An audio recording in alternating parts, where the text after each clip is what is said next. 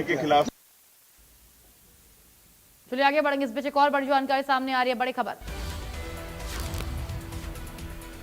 बड़ी जानकारी भिवानी से बड़ी खबर, जहां ग्रीवेंस कमेटी की बैठक, राज्य मंत्री राजेश नागर की अध्यक्षता में हुई है ये बैठक। डाक विभाग से संबंधित मामले में कार्रवाई, जांच में लापरवाही बरतने पर सुपरिटेंडेंट सस्पेंड हुआ है। ये बड़ी जानकारी सामने आ रही है। बड़ी खबर, जांच पूरी होने तक निलंबन के आदेश, निलंबित रहेंगे सुपरिटेंडेंट।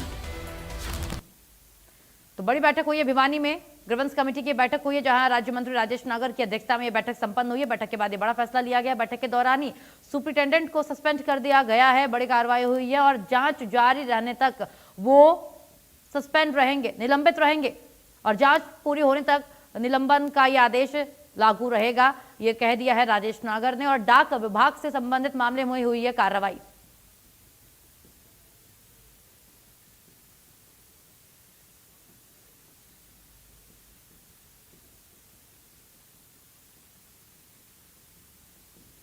राज्य मंत्री राजेश नागर से इसी मुद्दे पर हमारे सब विशेष संवाददाता राजेश जांगड़ा ने बातचीत की है। क्या कुछ कहा है वो भी सुनिए। हरियाणा सरकार में मंत्री राजेश नागर जी हमारे साथ हैं। जिला कष्ट निवारण परियोजना समिति की मासिक बैठक की लगातार तीसरी मर्तबा अध्यक्षता करने के लिए आए थे। 13 परिवार चुने गए हैं और किस तरह से कार्रवाई की गई हमारे साथ है। सर क्या कहेंगे, आज 13 परिवार चुने गए थे, 3 पुराने परिवार, 10 नए परिवार। उसमें से 2 जो शिकायतें उनको पेंडिंग रख दिया गया है और 11 का फैसला कर दिया गया है।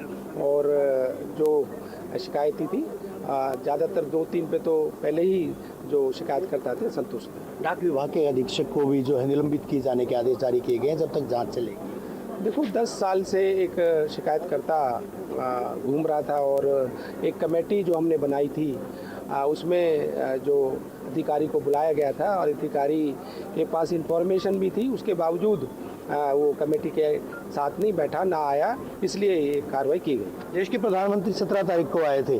आज भी फरीदाबाद में आप ई स्कूटी के जरिए जो आपने उद्घाटन भी किया था, ई स्कूटी चलाई थी, तो क्या कहेंगे सर, ग्रीन एनर्जी को बढ़ावा देने के लिए जिस तरह की तकनीक। देखो जो हमारी वो रैली हुई थी उसमें सभी जो हमारे लोग थे इलेक्ट्रिक व्हीकल से आए या साइकिल से आए और पेट्रोल और डीजल की जो कमी है पूरे विश्व में, उसके लिए एक ग्रीन पॉल्यूशन जो फ्री गाड़ी जो चलाएं, तो उसके लिए हमने भी जो फरीदाबाद में भी अभी हमारे पत्रकार जो बंधु हैं, पत्रकार जो हमारे साथी हैं क्लब, उन्होंने भी अपने जो मीडिया के साथियों को इलेक्ट्रिक व्हीकल बांटे और एक अच्छी शुरुआत, एक अच्छी पहल है जो हमारे प्रधानमंत्री जी चाहते हैं कि भाई डीजल और पेट्रोल के वाहनों को कम यूज़ किया जाए। विपक्ष चुटकी लेता है कि हाइड्रोजन ट्रेन तो एक दिन में बंद हो गई सर, वो उसको जो है डीजल इंजन के जरिए ले जाना पड़ा है। नहीं, देखो कोई नई चीज़ अगर हम कोई लागू करते हैं, कोई कई कमी हो सकती है, दिक्कत आती है, पर इस तरह की ट्रेनें पहले भी कई देशों में चल रही है और हमारे यहाँ भी ये चलेगी। आखिरी प्रश्न है सर,